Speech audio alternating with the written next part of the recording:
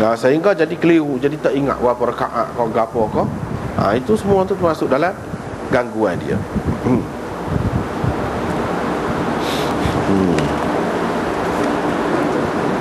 Dan gitulah. Minta berlindung daripada waswasah syaitan pada ketika sembahyang. Tajuk Sani tu kita baca tadi. Lepas tu beberapa dengan beberapa sanad selepas tu serupa juga daripada Uthman bin Abil As, juga.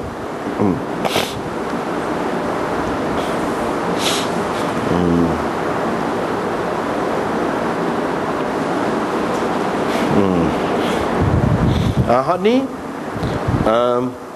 semuanya Imam Muslim buat mari ni di bawah bab jampi dengan Quran dan zikir, dan dalam bab penyakit ni, dan dalam bab berubat juga.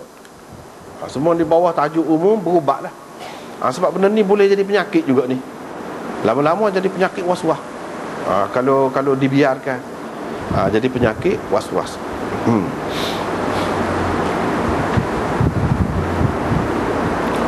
Jadi cara nak mengatasi ataupun nak mengelakkan daripada was-was ialah dengan cara tadilah. Dan sebelum pada tu daripada Uthman bin Abil As juga letak tangan. Letak tangan pun itu satu cara juga. Yang ni kalau kita jampi, ada kalanya dia ada syarat tu. Ada syarat. Kata letak tangan situ. Jangan tidak letak. Ini kepada orang sakit tu sendiri. Kalau dia jampi, dia sendiri. Kalau doktor pun lagu tu juga. Untuk kurang-kurang yang paling tidak nak suruh pesakit tu berasa lega, dari segi psikologinya, mesra. Jamuh tu, kalau jamuh menunjukkan simpati kepada dia, gosok kau kalau patut gosok. Ataupun jamuh tu maksudnya jamuh dengan ilmu dia lah. Jamuh tu jamuh nadi kau misalnya, kita kata untuk nak tahu sakit dia tu lagu mana, patut jamuh. Tidak kata tadi kan untuk pesakit tu saja, tidak pesakit, doktor pun boleh lah. Dia buat apa yang patut lah. Kalau dalam hadis tu kata untuk jampi tadi jamuh, lepas tu baca, lagu tu lah buat. Begitu juga kalau seseorang doktor, sebelum dia nak bagi ubat, nak apa pun, kalau patut jamuh lah. Dia jamuh, tidak serupa orang lain jamuh. Cara dia jamuh tu ada lah tempat-tempat dia nya. Misalnya dia jamuh nadi kau, ataupun paling tidak untuk menunjukkan kemesraan. Tidak kata jenis kasar, tapi jenis lembut, jenis pujuk, jenis menenangkan orang. Tu hendaknya.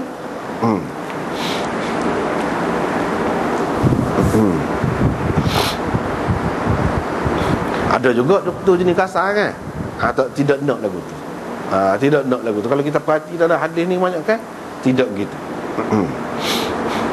Hak jenis kasar kan, dia kata kalau balik mati tak ada siapa di rumah. Tu jenis kasar tu berdoa lah. Berdoa. Ramah hak lagu tu. Ataupun dia buat jadi kejut orang sakit. Jadi kejut orang, semua orang mati kata dia. No. Tak patut buat gitu. Sepatutnya dia kena tenangkan pesakit tu. Dia kena tenangkan pesakit. Ramah berapa ramah hak dikatakan gitu, lepas tu tak mati-mati pun. Itu jadi telajak tu cara orang tak mengaji. Doktor tak mengaji lagu tu lah. Ni cerita betul lah pasal adik-adik Anas sendiri. Masa budak tu lama dah. Lah ni ada lagi. Doktor kata tak ada dah balik. Kena itu selalu pergi hospital, lalu balik mati tengah jalan ni. Tak boleh lah mengata royak kaya dia. Jadi mak tu kata kena balik tanya dulu sepatah dia. Nak pergi ke hospital besar pun.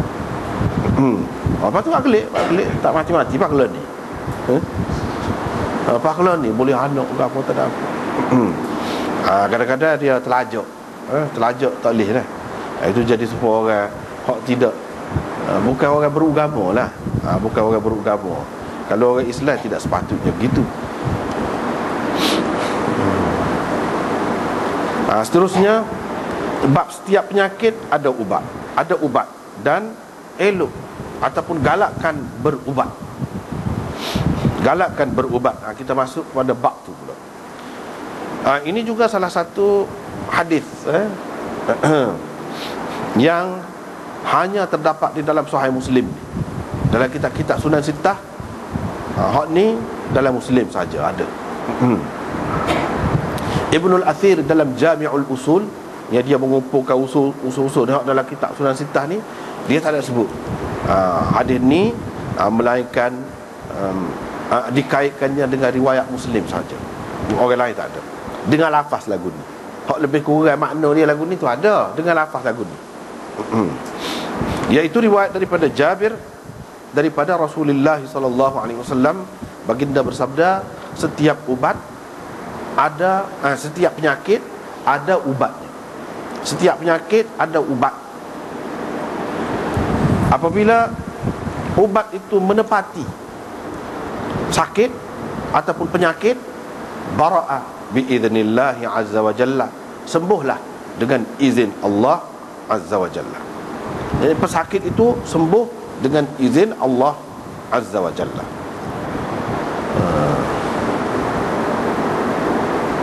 Fa idza usiba dawa'ud da'i, gitu dengan lafaz tu. Biasanya fa idza asabat dawa'u, gitu. Ni dak usiba dawa'ud da'i. Bila ubat itu kena penyakit, tepat dengan penyakit itu, maka sembuhlah penyakit itu dengan izin Allah. Dan seterusnya hadis selepas itulah.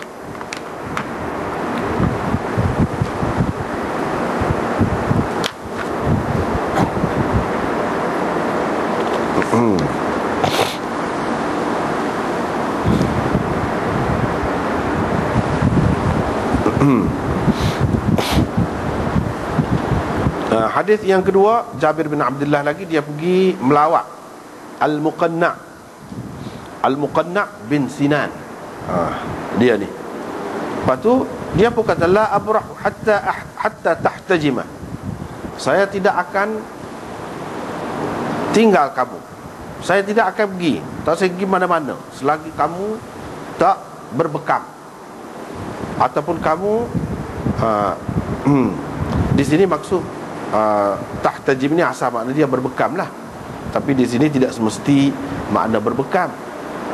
Selagi kamu tidak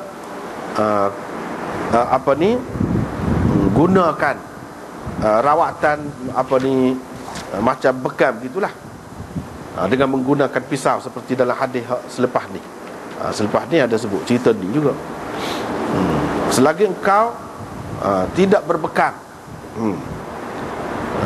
di sini maksudnya belah ataupun toreh, bisu dia tu. Sebab cerita ni cerita ada kait dengan hak selepas ni. Bukan bekam tu maksudnya di atas kepala dah, tapi di tempat bisu tu. Kerana saya telah mendengar Rasulullah sallallahu alaihi wasallam bersabda, inna fihi shifaan, padanya ada penyembuhan. Ia merupakan penawar juga bekam itu, ataupun buai darah. Buai darah kotor tu. Lepas tu riwayat daripada Asim bin Umar bin Qatadah, kata dia pernah Jabir bin Abdullah mari kepada keluarga kami, mari ke rumah kami, ada satu orang menderita ataupun mengalami sakit bisu ni, ataupun luka. Faqala ma tashtaki, dia pun kata, apa sakit kamu? Dia kata bisu. Lepas tu baru ni kita sudah terjemah dah ni. Lepas tu dia pun minta lah, susah benar saya ni, sakit. Dia pun kata, hai Ghulam, wak mari hajam. Hajam ni tu kan bekas.